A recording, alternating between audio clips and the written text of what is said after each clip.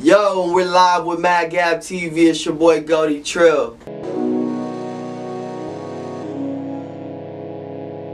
Petro, and you're watching MADDGABBTV, bitch.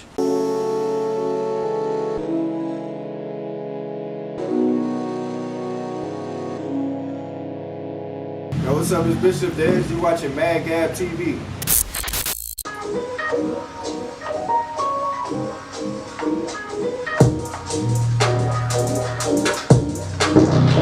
My name is Curtis Agumbo. I go by MC Righteous. I'm from New York, and I came to Austin, Texas to pursue music. When I started producing music, that was 2014, about 4 years ago. I remember as a rapper, I was so pissed off, like trying to find beats, and just to buy them all the time. It's just fine, I support producers, but like with me, it was like money was tight at the time. So I just figured, like, let me just pick up a piano. This guy right here is the first piece of gear, and I was making beats ever since, improving my craft every single year. My favorite producers I looked up to, definitely Ninth Wonder. I like Nameless. I'm a big fan of Twame. I love Exile's big. Let's see, there's a lot of producers who are really dope. Jay Dilla, definitely. New Job is nice. And let's see, the last one I'll probably go to will be Espo. I feel producers get enough credit. To be honest, I feel like now it's like a community for producers. It's like kind of growing every single year, it seems. So I think before, not really. Like if someone drops an album, like an artist per se, no one kind of looks at the credits or like sees like who produces what. I feel like it's just the artist and that's it. Or some people think the artist produces everything, which is not true. So a producer is like, I know like some people who have like big placements and like their following is cool, but you would think for what they did, it'll be like more increase because no one actually sits there, oh, like track by track, let me like dissect who did what. So I feel it's growing. It's growing, creating, collab with different artists. To be honest, that's been a dream. It's the best thing ever. I think everybody should do it. Because when I first started, it's like I wanted to do everything. And that's what I was doing, which is fine because it kind of carved my skills. But I realized like I have limitations and there's peaks that I'll peak at. And like I'll sit there forever to kind of figure out like a certain like chord progression.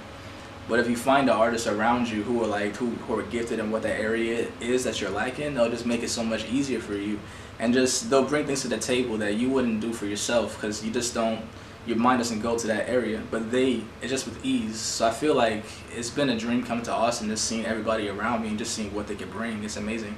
Sound is as an artist, producer, engineer. I say smooth, laid back, chill. I love like soul, like soulful. And like lyrics, I just love to say things in my lyrics, to paint imagery with my words. That's my thing. When did I receive my first studio equipment? 2010. I was like, let's see, I was a senior in high school. My boy put me on to like Pro Tools and also to a microphone. The microphone was from Best Buy. It was a USB one. Those are super trash, but it was all I had at the time. And from there, I just kept it going. Artists that I work with more than once, 100%, I'll say,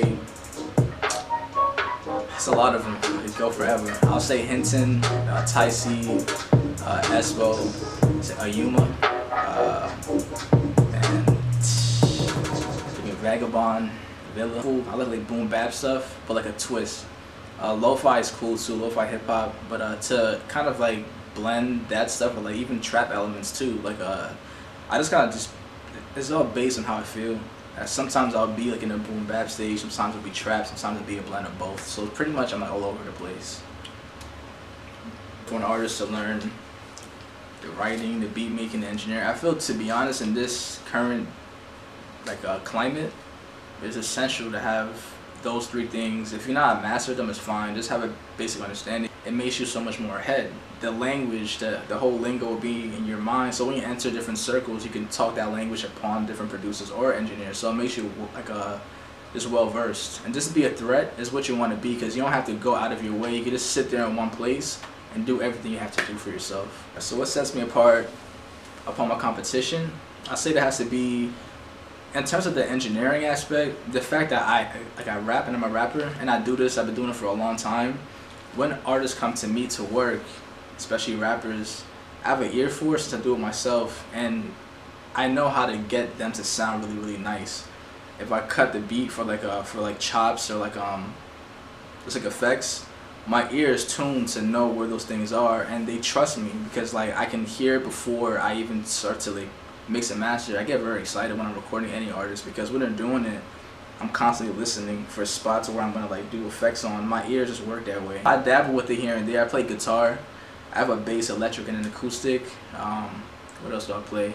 I have a harmonica here somewhere. I have an ocarina in here somewhere. I have a tambourine. What else do I have in here? I have a couple cool things, but I just dabble with them here and there. My own thing is like, my dream, my own vision for the studio was to have things around me, but my goal, or my biggest dream is to have these instruments, these tools as access for people who are masters of what they do. So when it comes to the studio, if I need something or they need something, things are here for them to access to use. So I don't have to be a master of everything, I don't need to, but the tools are here in my place that when they come, they can pick it up and just go. Greatest 90s influence, Tribe Called Quest. In terms of the rapping and the production aspect, that has to be the greatest one. But I think of a shout out to Naughty by Nature, Hip Hop Parade. That was the first hip hop song I ever heard in my life. Like when I was like 4, my cousin came from Nigeria, and he just kept singing that song. I came on TV and I was watching a music video. He just kept singing. I was like, how do you know this song? You're not even from here. But that's a song that stuck with me ever since. I think that was my first introduction to like hip hop. So pretty much my dad would play everything. So I know like when I was like developing, everything my dad would play, it just stuck in here.